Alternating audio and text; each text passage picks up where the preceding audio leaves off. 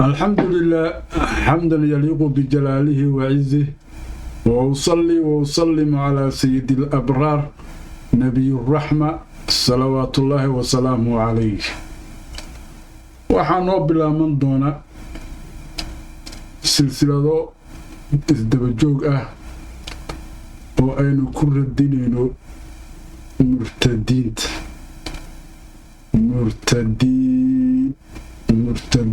hada اليوم silsilado oo taxana ah oo waqtiyeysan yaa noo bilaaban doona hadduu al yiraahdo runtiina waxaa igu kalifay in aan maantay murtadiin aan u jawaaba iraado laba arrimood waa arrinta koowaadee waagii culamada caamiliinta noo joogeen waa iska faradu kafaaya ayagaa nooga filnaa laakiin maanta waxaa muuqata in ay yaryihiin haddii ayba wax ka joogaanba culamo caamiliin ah oo jawaabta ay sababta hadday maanta jiri lahayeen murtadiintan fardaha fuula ee subax walbaba wax lala yaabay iyo wax kaa naxiya iyo islaamnimo ka bax iyo diintooba toosba ayada lafteeda lagu been abuuranayo ilaahow lagu been abuuranayo waxaas subax walbaba been abuur horle lama soo taagnaadeen ama kuwa noocaasoo kale ah lama arkeen ruux muslim sheeganayo oo shiikh u aqoonsan qodobkaas markii laga yimaado oo iska faradul kifaayaha ah qodob labaad oo si gooniya ii khuseeya ayaa jira oo aan runtii markii aan fiiriyey ay la qurux badnaatay inaan sidaan kusii arusnaan karin oo waxaan isweydiiyey imisaad aamusnaanaysaa oo indhaha leh ka fiirsanaysaa oo un kulley qalbiga horta waa ilaahay xamdigiisa qalbiga waa ii nadiif munkaraadka iyo kufrinimada weliga iyo allehey inaan ka xumaado oo ka xanaaqa maahana marnaba kuma qana balse murtadiinta noocan oo kale ah markii aan meelaha aan ku arko social media lagu sheegi mana furo isla markiina waa tuuraa marka kulley waxaa ii soo baxday marka oo xaqiiqda iga hortimid ah imisaa xaqa ka aamusnaan kartaa mase ku dambaabaysaa adoo arkaya aamusnaantan haddii aan markaa oo aan u bandhigay furqaan waxaa ii soo baxday inaan sidaan aan ku dambaabayo oo aan ku jiro oo sidaa la adligeed marka anigoo oo iska gudaya xaqii ee islaamnimada iyo diintu igu lahayd yaan haddana ku sheeganaynin inaan ahay daaci oo dadka diin ugu yeeraya balse waxaan gudanayo waa waajib aan iska ridayo oo xaqii lagu lahaa ah waa hubaa uun qofkii maantay muslim ah oo wax u kala cad yihiin inuusan waxba iga baahnayn laakiin markii aan arkay aad aragtid aad u fiirsatid wada ognahayna rag zanaadiqa ah oo murtadiin ah oo murtadnimo caddaysanaya oo halkan soo taagan oo dad islaam sheeganaya ay haddana shaqo ku sheegayaan oo sheekh hebelooda ku hayaan runtii arrintaasi waa arrin uu zamanku sababay inaan zaman xun noolnahay oo weliba rasuuluna maxamed salawaatullaahi wasalaamu calayhi zamanku uu sii sheegay noolnahay oo zaman dajaaleed aan noolnahay waa waxaan shako ku jirin oo qof walboo caaqil ah aqoon diineed leh haba yaraatee uu ogyahay ama fahmayo.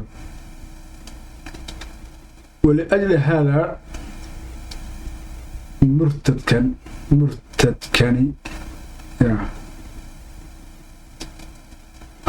haddii u barrabo waa ha soomo waa salaada ha yiraahdo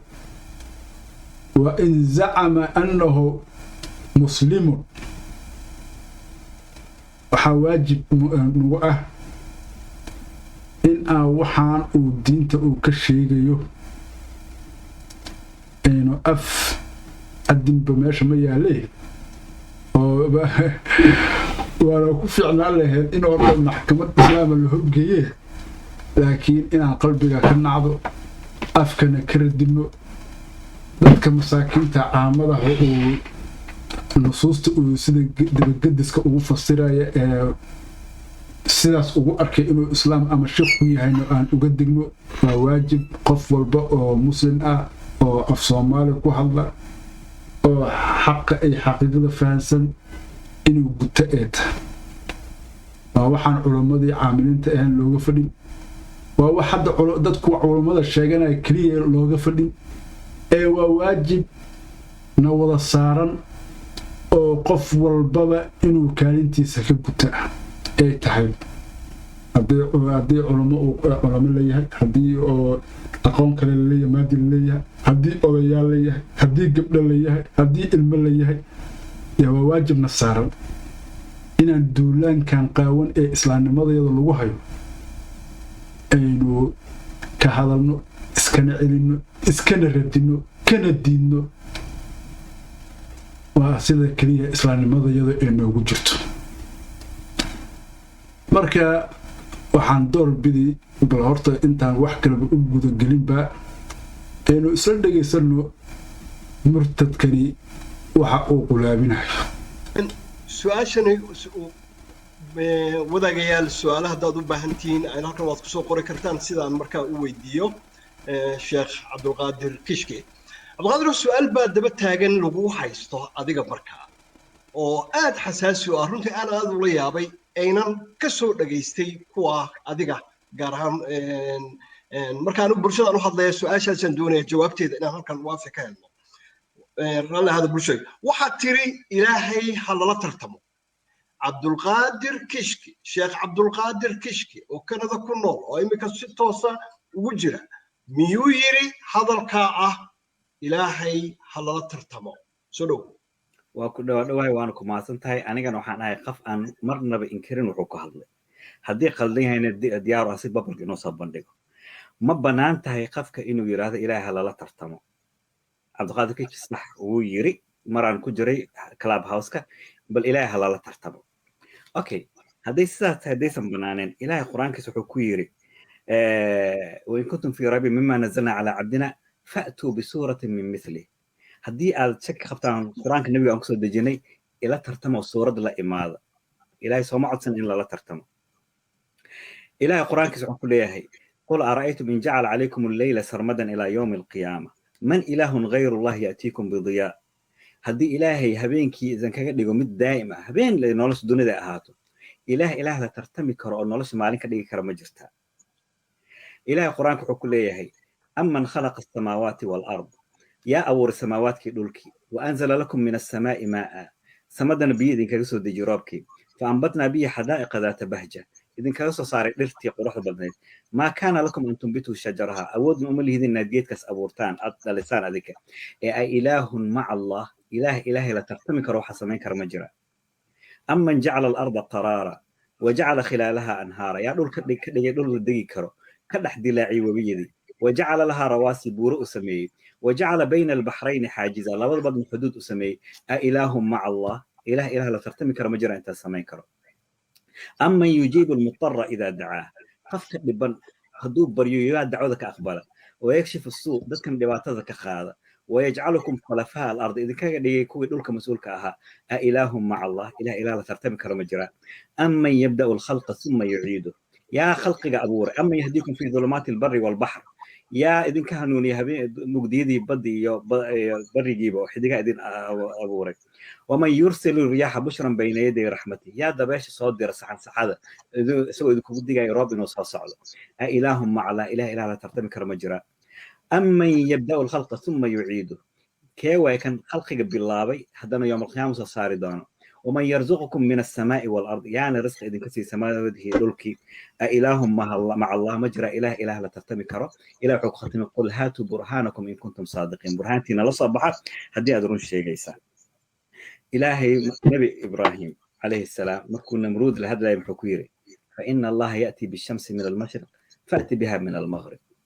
إلهي قرح له وكسر صار ما بريجة أذيك بالقرح لقلبيتك نوصل صار سما إلهي لا ترتم markatolo shaabadaas kiiska lagu gaalaysiiyay la yiri ilaahay halaaltaas uu yiri shaabadaas noo Ibraahim ilaahayna ma lagu dhajin doonaa mise maskiin ay miskala fuulale waa gartay ma sha Allah Cabdiqaadir hagaag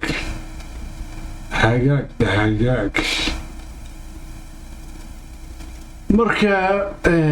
runtii wuxuu ahayd wareysi dheer oo qaybo hore iyo qaybo dambaba leh laakiin oo uu ku soo bardhigayo midda ay ka farxunta oo ay ka kufri badan ka kufri xunta oo qaybo ta hore wuxuu kaga hadlayaa oo kuna ambaani kuna sharxi islaamnimadana wax ay qabto waliba xataa uu diinta baqiil uga raadinaya waxaan la yiraahdo geeyga ama liwaadka taas culays ugu maheen waa culays waa leedahay farxumadeedana waa leedahay waxaase igala si cuslaaday oo waxba isku fuuqsaday in uu si qaawan u yiraahdo ilaah waa la tartami karaa isla isagaana noo sheegaya isagana aan noo sheegaya oo aayado qur'aana uu intuu soo qaato uu taxriifiyo marka horta nusuusta oo la taxriifiyo wax hadda bilowday ma ah waa wax zanaadiqadu ay kusoo dhaqmi jirtay soo jireen ah laakiin intaas waxaa hortaagnaa oo baadilkooda iyo kufriyaadkooda cagta marin jiray ulama caamilin ah oo mar walba gees kala soo baxaanba waa la cirib goon jira مع الأسف سيدا عالم الإسلامي السني ونقضي محميد وحا علم وليي الزناديقو ودبهي ذواتا أو كلا روبا له أو وليبا وحيبا كسر احتوسين با بلشدي إسلام كسنة أهد وحانو أن أركي جرلي سو جرين هذا قرنكو قدام بيي in nasuusta qaarkeed la taxriifiyo iyadoo ujeedada laga leeyahay ee markaas ay laba ugu weyneed oo tan hore ay ahayd in alla subxaanahu wa tacaala la jismiyeeyo tawxiidkana mas'alada tafliiska la yidhaahdana lala jahro oo ilaa iyo haddaba taas waaba diin ahaana haddana loo mariyeyba waaba caadiyaaba loo aaminaba hadda ruux kastoo weydiisadba waa hada wasahlan waxdaaniyadii ilaahay ee halka ahayd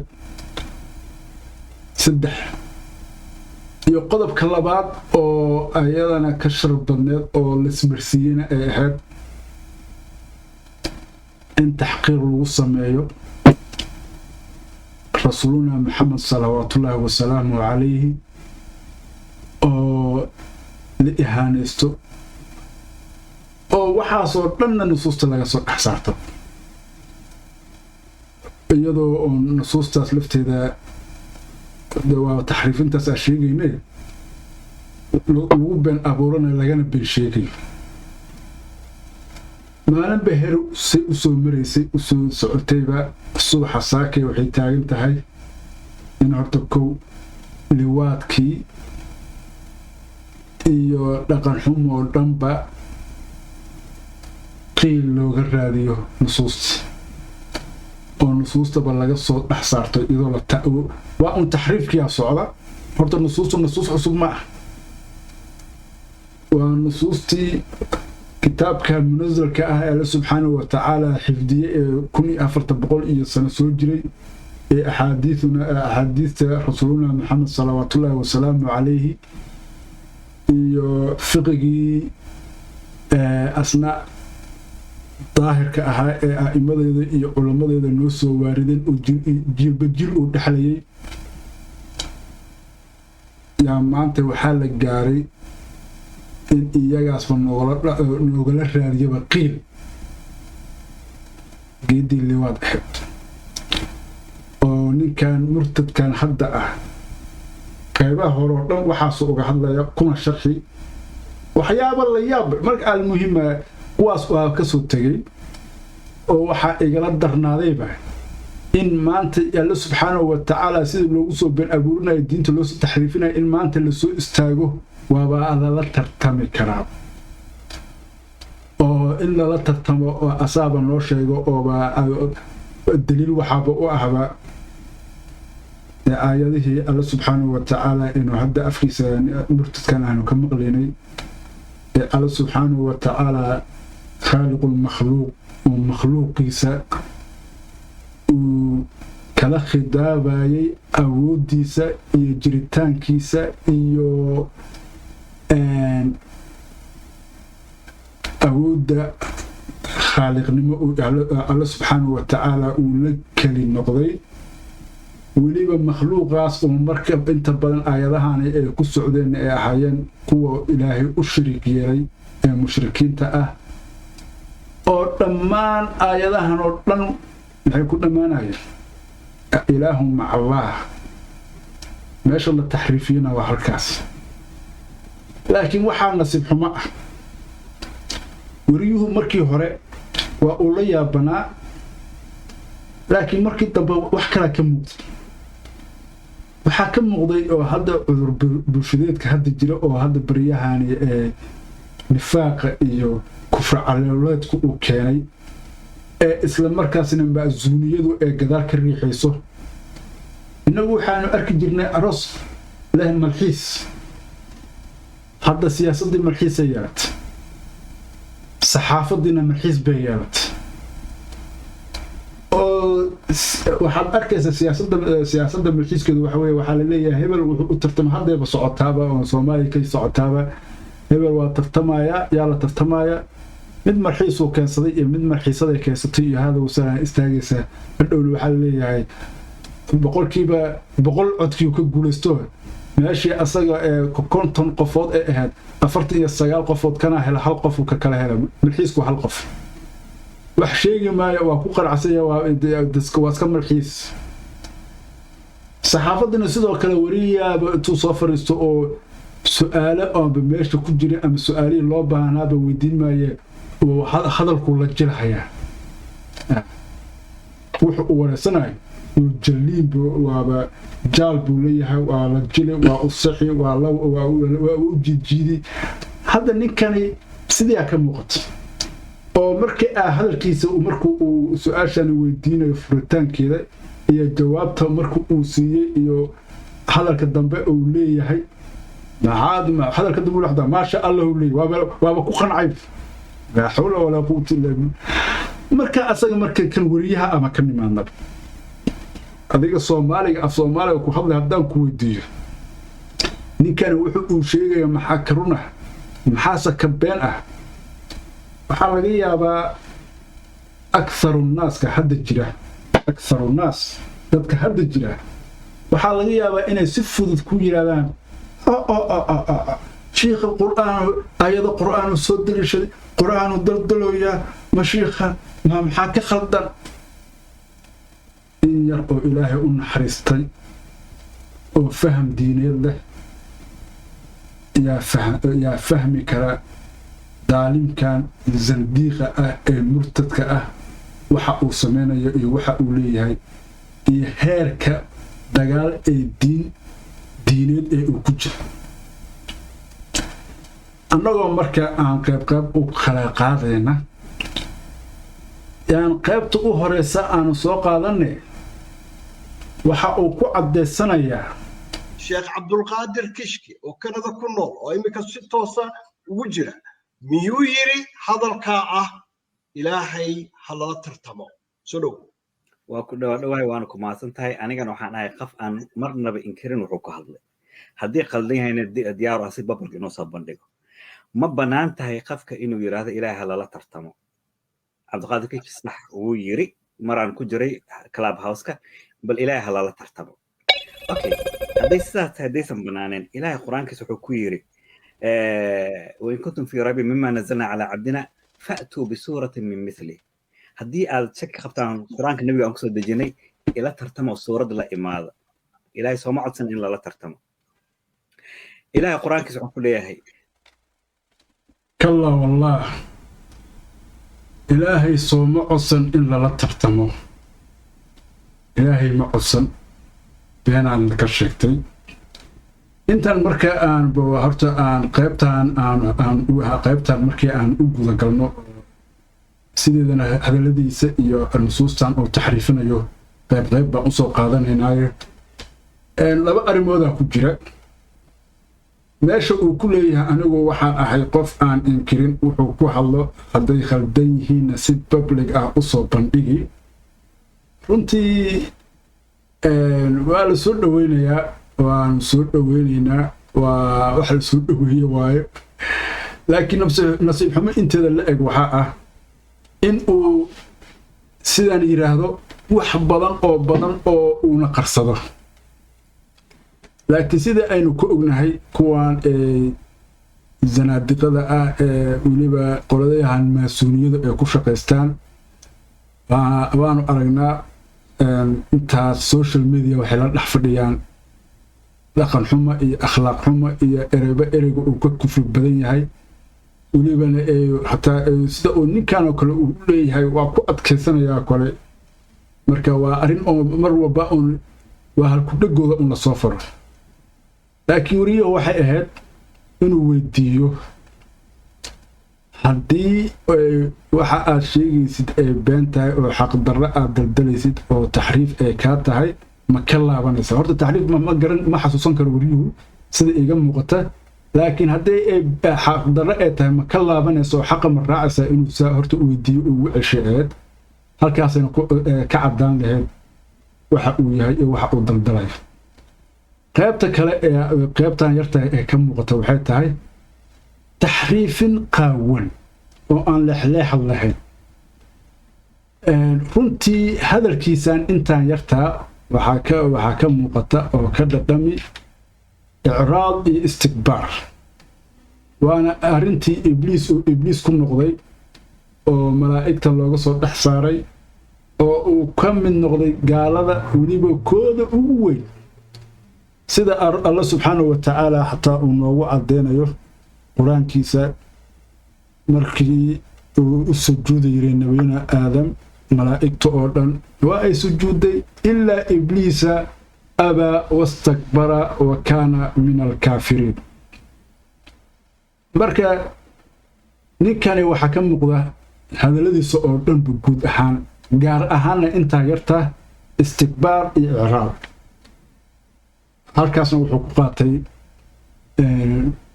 mas'alo oo kufrinimo ay ka waajibayso markaan u soo laabanno fasirkan uu saaraya qowlka alle subxaanahu wa tacaala uu ku leeyahay wain kuntum fii raybin mima nazalnaa calaa cabdina fa'tuu bisuuratin min mithlih waadcuu shuhadaa'akum min duuni illaah in kuntum saadiqiin meel ay ka soo gasho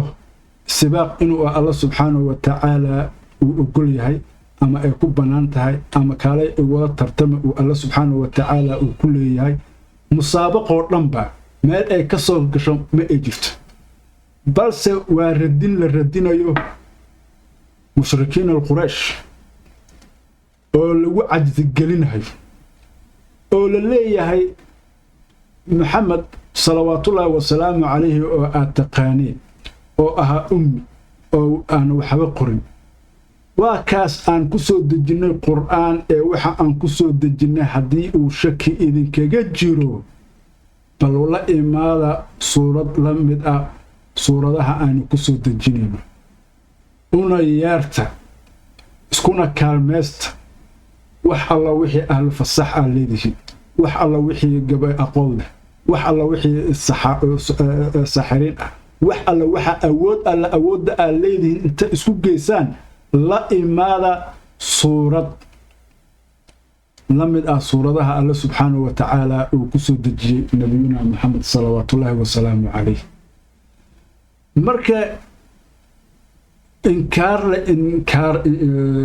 la inkirayo in ay waxa ay ku haystaan ay ku sifeynayaan nabiyuna maxamed salawaatullaahi wasalaamu calayhi marna leeyihiin waa shicir marna ay leeyihiin waa nin sixiran oo wax isku dardarsan oo waxyaabo isku daran buu keenayaa iyo hadda meel gabaara dhaclayntan ay gabaara dhaclaynayaan yaa meesha laga saaray in alla subxaanahu wa tacaala la tartamaan oo tartan la galaan oo loo ogolaa iska dhaafeen xataa nabiyuna maxamed salawaatullaahi wasalaamu calayhi yaa loo diidan yahay in ay hadal ku soo ceshaan ee waxaan ay daldalayaan yaa xujo looga dhigay oo la leeyahay waa ku xujaysantihiin balkeena haddii kalena waxaad raacdaan xaqa alla subxaanahu wa tacaala ee uu idin soo dejiyey ay badbaadadiina ay ku jirto maca alasaf ninkan asaga ah iyo kolley wariyaha oo u jiibinayay oo runtii wariyuhu laba arrin oo middood ah meesha ka muuqata markii loo fiiriyo wareysiga horta uu ka qaaday oo dhan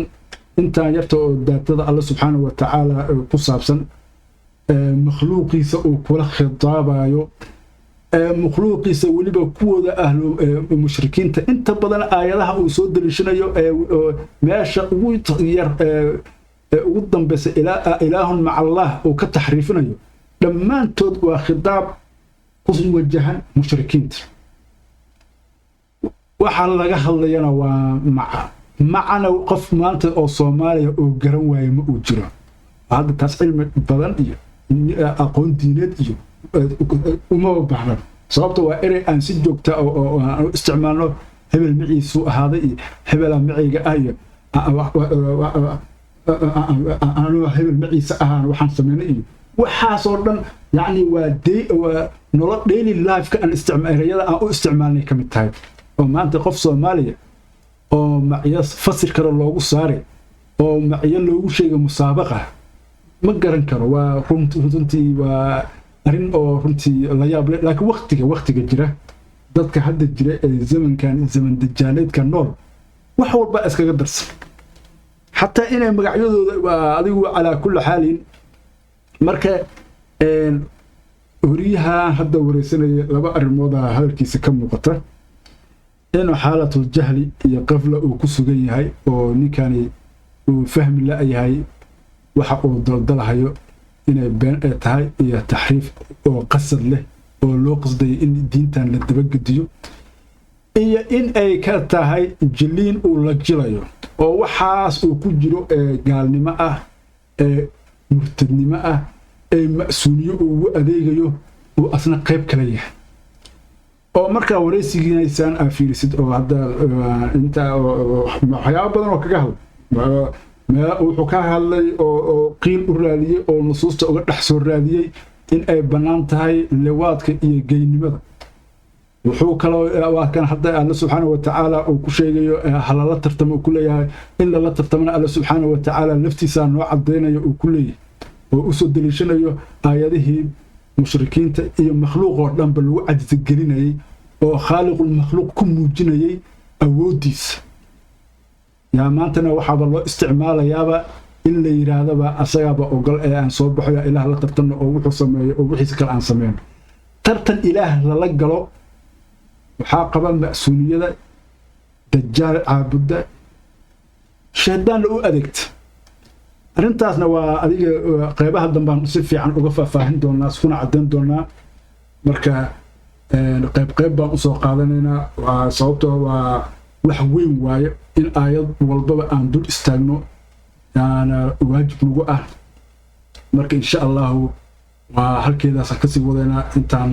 intaana ku ekeenayaa اللهم أرنا الحق حقا وارزقنا اتباعه وأرنا الباطل باطلا وارزقنا اجتنابه وصلى اللهم وبارك على سيدنا محمد النبي وعلى آله وصحبه